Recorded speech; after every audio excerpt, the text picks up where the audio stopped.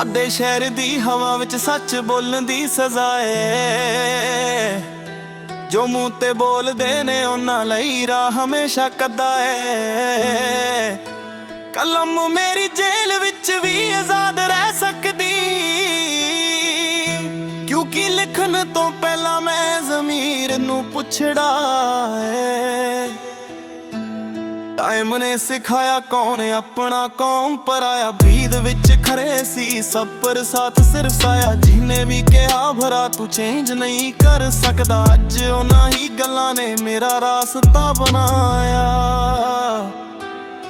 ना show off ना fake शान, जो है लिखिया ओही साइन। मैं छुप के मेहनत किती, लोग सोचे लक्का फाइन। पैरा थल्ले मिट्टी सिर ते आसमान, दोनों रिस्पेक्ट है मेरा ईमान। जी तेरे मेरी है पर पक्की है, क्योंकि हर कदम लिख के रखदा है भगवान।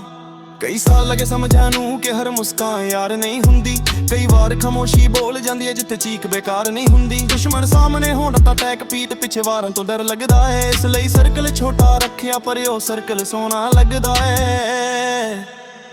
मैं ट्रेंड फॉलो नहीं करदा, मैं टाइम नू मजबूर करदा। जो कल तक इग्नोर करदे सी अज उन्हां दा फोन साइलेंट नहीं रहिंदा। जीत मेरी लौट नहीं पर डिफीट कभी मेरी नहीं। मैं झुकदा सिर्फ रवग्गे, बाकी दुनिया मेरी नहीं।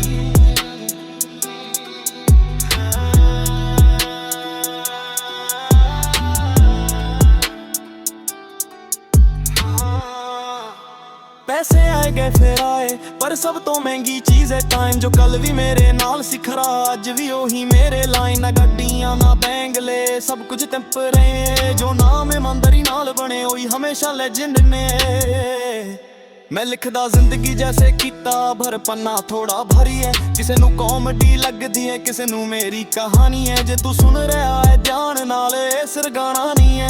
ए ओ सच्चे जो अक्सर महफिलां विच मना नहीं है।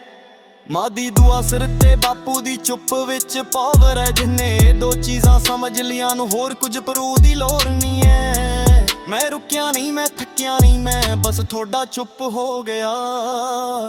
क्योंकि शेर जद चुप होवे समझ लेना शिकार हो गया।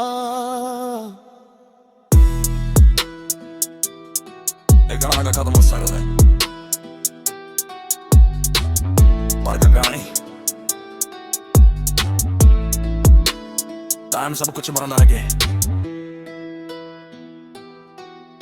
बस सबर रखी टाइम दस होगा।